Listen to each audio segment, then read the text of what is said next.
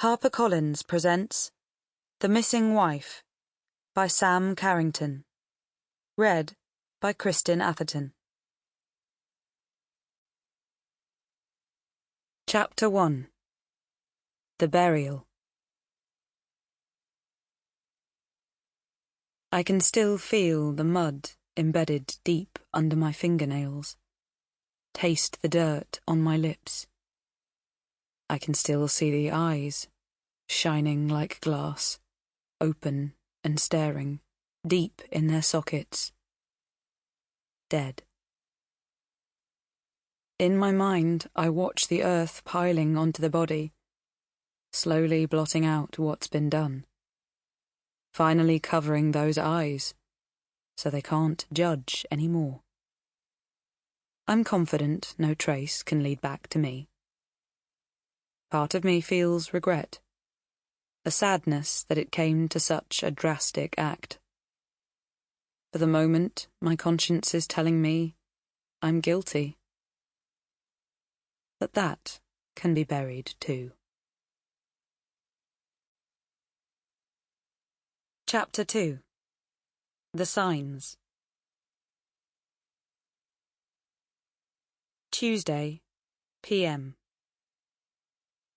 The quiet murmurings that stopped as Louisa walked in the room, the closely guarded messages on his iPhone, the way he flitted about when Tiff was around, those were the little things that gave him away. He'd never been able to keep secrets. It had been something Louisa had found endearing when she'd first met him on Millennium Eve at the party she shouldn't have been at. But 19 years later, his inability to hide anything, despite believing he could, and that he was good at it, had lost its appeal.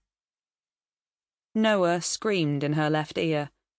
She shifted the small bundle from one shoulder to the other, dragging the damp, sickly-smelling muslin cloth along with him, and bounced him in a vain attempt to console his colicky cries.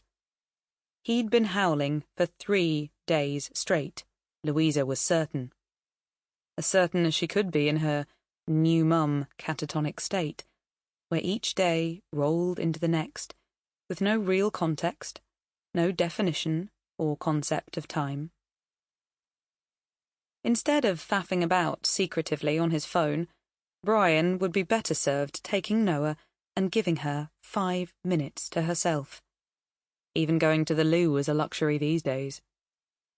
She wondered if Emily had been like this, but Emily's early years were a blur now. The teenage issues had long replaced any other bad memories of her infancy. Louisa shouldn't be dealing with a baby. In just over 2 weeks, she was going to be 40. As far as she'd been concerned, Emily was their one and only. Becoming pregnant was neither planned nor particularly welcome. Ultimately, Noah was a mistake. Perhaps that explained why she was struggling. Louisa lowered her chin and nestled against Noah's soft, creamy skin, breathing in the distinct smell of baby, blocking his cries from her tired mind.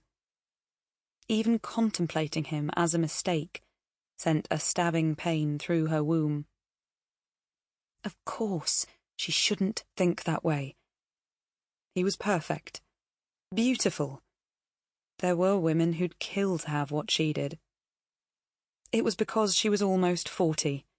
The thought of reaching the milestone was an overwhelming one. Her mind flooded with anxiety.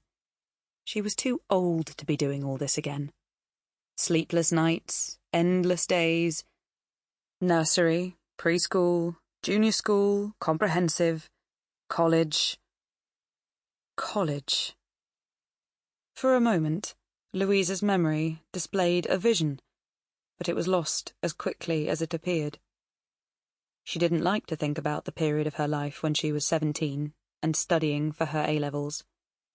There were too many gaps during her second year, and mostly her mind refused to fill them, apart from the odd occasion when an image burst into her head. Random images, unrecognizable faces. Ones she knew she didn't want to or need to. Sample complete. Ready to continue?